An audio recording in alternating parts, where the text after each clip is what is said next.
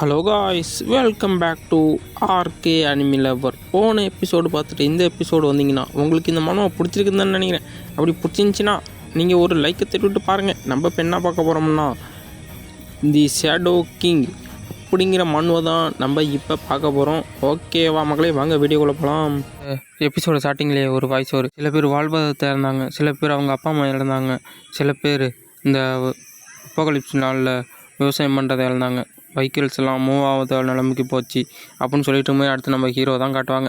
நம்ம ஹீரோ படத்தில் நல்லா தூங்கிட்டு இருப்பான். அவன் படுத்துகிற இடத்துல நிறையா அந்த செடி முளைச்சிருக்கும். அந்த செடியெல்லாம் பார்த்துட்டு டாக்டர் இது ரொம்ப எனக்கு சூப்பராக தெரியுது அப்படின்னு சொல்லிட்டு தக்காளி ஒன்றையும் பறித்து அதை ஒரு கடி கடிச்சு தின்னு பார்த்துட்டு எப்பா என்ன டெலிஷியஸாக இருக்குது அப்படின்னு சொல்லிட்டு அந்த டாக்டர் நம்ம ஹீரோ பார்த்து இது நல்லா தான் இருக்குது, இதை வச்சு நிறைய பண்ணலாம் போலையே அப்படின்னு ஒரு பிளான் போட ஆரம்பிச்சிடும் அந்த பொண்ணு. டாக்டர் பொண்ணு இந்த பழத்தை வச்சு நம்ம கண்டிப்பாக இந்த வாரம் ஃபுல்லாக ஓட்டிடலாம் போலையே அப்படின்னு அதை சொல்லிகிட்டு இருக்கோம்.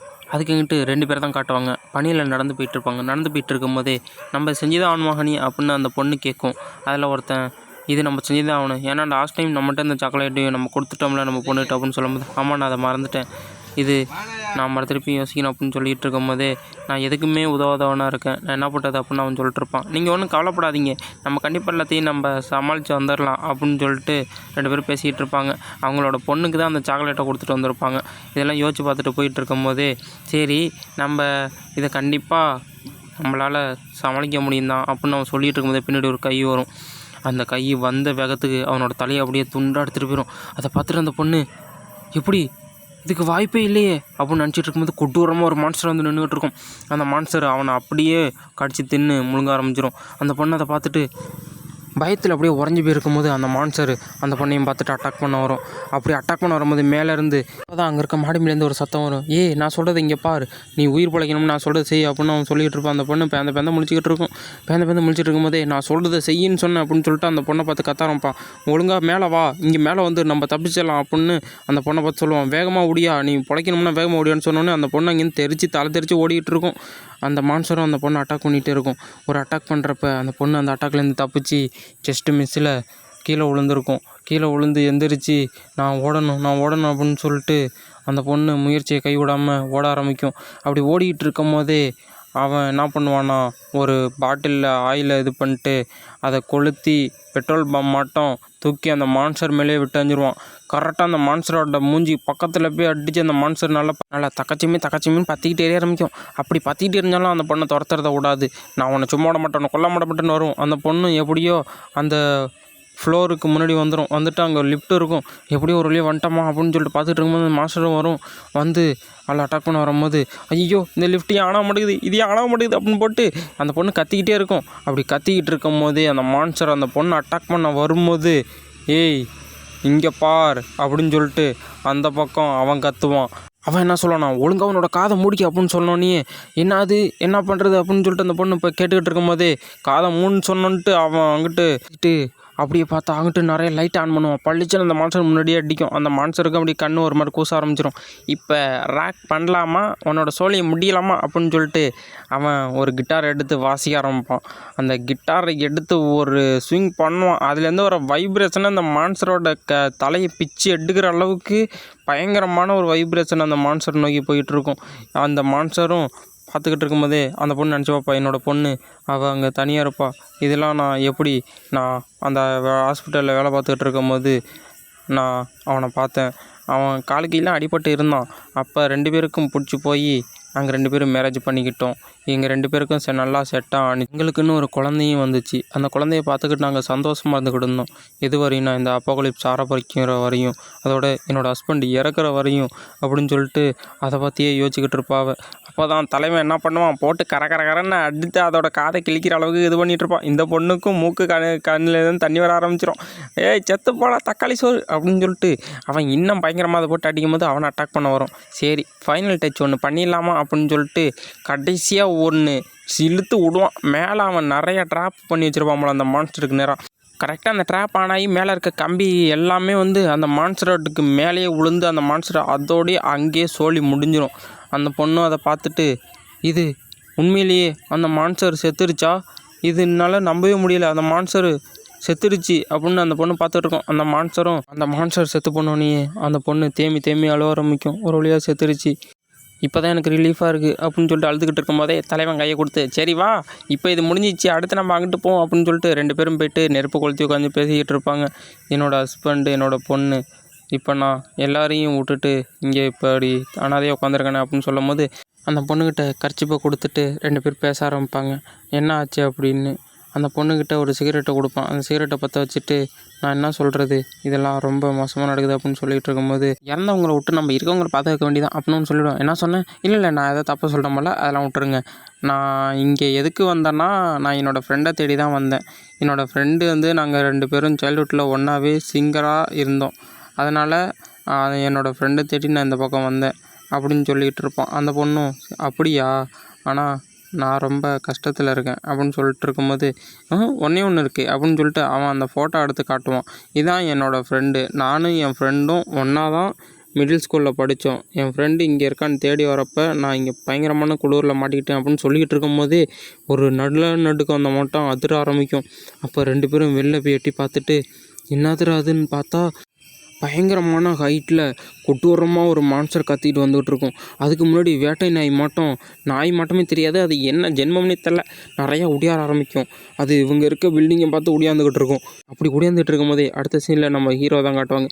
நம்ம தலைவன் கொஞ்சம் கொஞ்சமாக கண்ணை முடிச்சு பார்த்துட்டு, என்னடா இது, என்ன நடக்குது இங்கே, எக்கடா இருக்கணா அப்படின்னு பார்த்துக்கிட்டு இருப்பான். பார்த்தா அந்த பொண்ணு நம்ம ஹீரோக்கு முன்னாடி வந்து நின்றுட்டு, எப்பா நீ என்ன பண்ணிகிட்டு இருக்க, நீ நல்லா இருக்கியா அப்படின்னு கேட்கும். ஆமாம், என்னை இப்படி கட்டி போட்டு வச்சுட்டு நல்லா இருக்கான்னு கேட்குற, இதெல்லாம் உனக்கு நியாயமா அப்படின்னு நம்ம ஹீரோ யோசிச்சுக்கிட்டு இருப்பான்.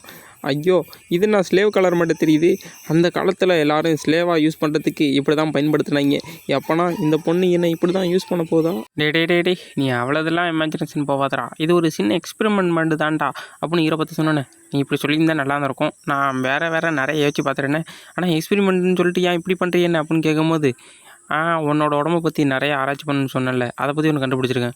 உடம்பு ஈட்டோண்டியே அப்சர்வ் பண்ணல, நீ நிறைய சர்க்கரை சாப்பிட்டீங்கன்னா உன் கழுத்தில் இருக்கல இந்த பேண்டு, இதோட கலர் சேஞ்ச் ஆகும், உன்னோட சர்க்கரையோட அளவு அதிகரிக்கிறதோ அதுக்கு பொறுத்து உன்னோட பவரும் மாறுது அப்படின்னு நம்ம ஹீரோட்ட சொல்லும் அந்த பொண்ணு. நான் சொல்கிறது நீ நம்ப மாட்ட போலையே, சரி வாயில் சொன்னால் நீ நம்ப மாட்டேன், நான் அதை செஞ்சே காட்டுறேன் அப்படின்னு சொல்லிட்டு அந்த டாக்டர் பொண்ணு என்ன பண்ணா, நம்ம ஹீரோவுக்கு அவனோட உடம்புல குளுக்கோஸ் இன்ஜெக்ட் பண்ண ஆரம்பிப்போம். நம்ம ஹீரோ அதை பார்த்துட்டு, ஆமாம் இங்கே என்ன நடக்குது அப்படின்னு பார்க்கும்போது, கொஞ்ச நேரம் வெயிட் பண்ணு அப்படின்னு அந்த பொண்ணு நம்ம ஹீரோ பார்த்து சொல்லும். சொல்லிட்டு தலைவன் உடம்புல அப்படியே அந்த பொண்ணு என்ன பண்ணோம்னா, அது குளுக்கோஸை இன்ஜெக்ட் பண்ண ஆரம்பிக்கும். நம்ம ஹீரோவுக்கும் அது கொஞ்சம் கொஞ்சமாக ரியலைஸ் ஆக ஆரம்பிக்கும்.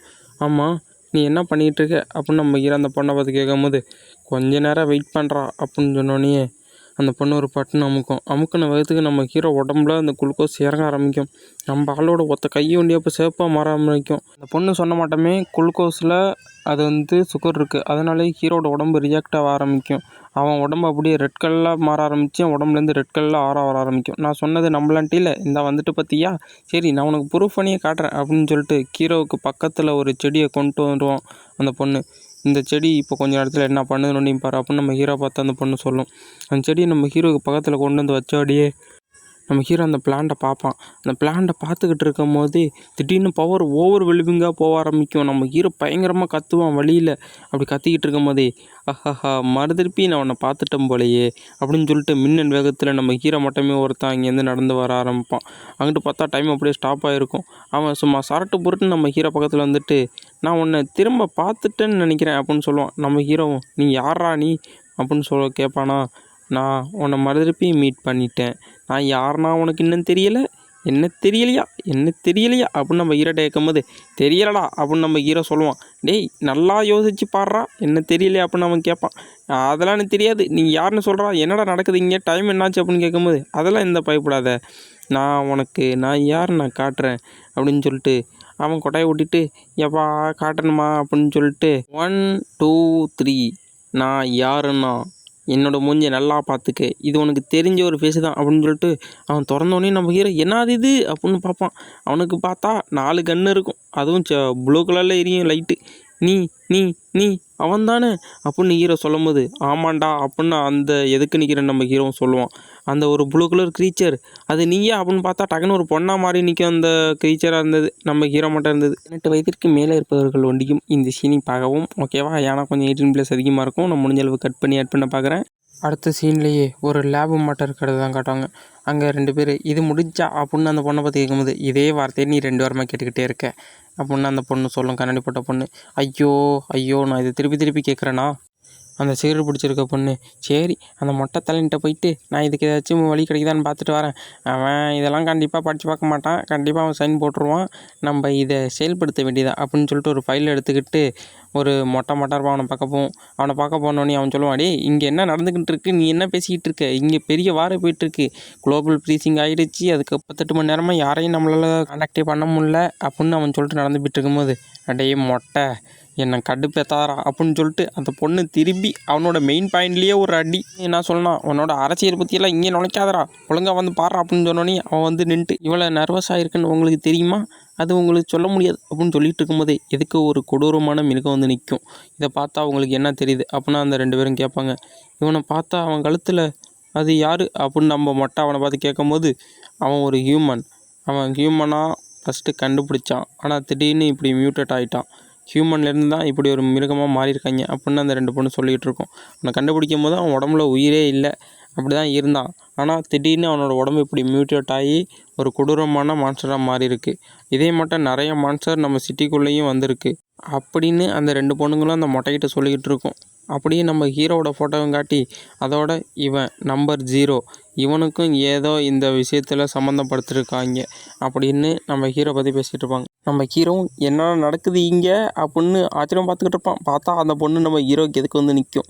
அந்த பொண்ணு ஹீரோக்கு எதுக்கு வந்து, இது என்ன டிஃப்ரெண்ட்டாக இருக்குது, ஓ இதான் ஹியூமனோட உடம்பா, இதை பார்த்தா நீ எதுக்கு அப்படியே வெக்கப்படுற அப்படின்னா, வா நம்ம 2 பேரும் அது பண்ணலாம் அப்படின்னு சொல்லிட்டு நம்ம ஹீரோட்ட வந்து அந்த பொண்ணு வளைஞ்சு பேசிக்கிட்டு இருக்கோம். நான் சொன்னதெல்லாம் நீ நம்பிட்டியா, ஐயோ பாவம் என்னடா நீ, நான் உன்னோட உடம்புக்குள்ளே தான் இருக்கேன், இதனால நான் எப்படா அதெல்லாம் பண்ண முடியும், உன்னோட உடம்புல நான் ஒன்றா இணைஞ்சிட்டேன்டா, என்னோட பவரு என்னோட பிளட்டு அது உனக்குள்ளே இருக்குது, அதுதான் உனக்கு பவராக மாறுது, என் பிளட்டு உனக்கு வந்து பவராக மாறுறதுனால அது உனக்கு எபிலிட்டியாக தெரியுது, இப்போ புரியுதா, நான் உன்னோட தான் இணைஞ்சிருக்கேன் அப்படின்னு நான் சொல்லும் போது, சரி எதே ஒரு பக்கம் இருந்தானே, நான் இப்போ அந்த மான்ஸ்டருக்கு எதிர்த்து உன்னோட நின்று சண்டை போடணுமா, அடாச்சா இது என்னடா தலைவலியாக இருக்குது, இது எனக்கு ரொம்ப கஷ்டமாக இருக்குது, இந்த டைம்லைனில் வேறு ஏன் இவ்வளோ கஷ்டமாக இருக்குதுன்னு தெரில, போன டைம்லைன் கூட நல்லா இருந்துச்சு அப்படின்னு அந்த பொண்ணு சொல்லிட்டு இருக்கும்போது, என்னது டைம்லைன் அப்படின்னு கேட்பான், இரு நான் சொல்கிறேன் அப்படின்னு அந்த பொண்ணு சொல்லும். உங்களுக்கு டைம்லைங்கிறதெல்லாம் ஒன்றா இருக்கும், ஆனால் எங்களுக்கு டைம்லைங்கிறதுலாம் ரொம்ப டிஃப்ரெண்ட்டாக இருக்கும், எங்களை பொறுத்த வரைக்கும் நீங்கள் மனிதர்கள்லாம் ஒரு பூச்சி மாதிரி தான், ஆனால் நாங்கள் அதை டிஃப்ரெண்ட்டாக பார்ப்போம்,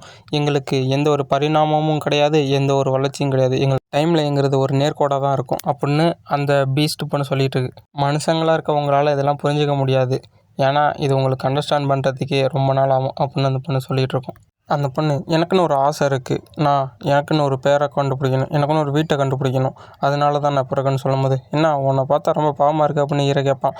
என்னது என்னை பார்த்து நீ பார்ப்பாரு, இந்த மனுஷங்களே இப்படி தான் போல் எங்களை பார்த்து பார்ப்பாருது, உங்களோட இறக்க குணம் ரொம்ப மேலே தான், நான் இப்போ உன்னோட இணைஞ்சிருக்கனால உன்னை தேடி நிறைய பேர் இப்போ வரப்போகிறாங்க, அது உனக்கு பெரிய பிரச்சனையாக இருக்க போகுது அப்படின்னு சொல்லும் போதே, அங்கிட்டு பார்த்தா அந்த நாய் மட்டும் ஓடி இந்த மான்ஸ்டர்லாம் வந்துட்டு இருக்கும். அதுலேயே ஒரு பெரிய மான்ஸ்டர், எனக்கு இங்கே சாப்பாட்டோட ஸ்மெல் வருது, இந்த பக்கம் தான் வருதுன்னு சொல்லிட்டு நம்ம ஹீரோ இருக்க பக்கம் முடியாந்துக்கிட்டு இருக்கோம் நிறையா. இதோட இந்த எபிசோடு முடியுது நண்பர்களே. நெக்ஸ்ட் எபிசோடில் பார்க்கலாம். 4 எபிசோடு கம்ப்ளைண்ட் பண்ணி போட்டிருக்கேன். பிடிச்சிருந்துச்சுன்னா லைக் பண்ணுங்கள், ஷேர் பண்ணுங்கள், சப்ஸ்கிரைப் பண்ணுங்கள்.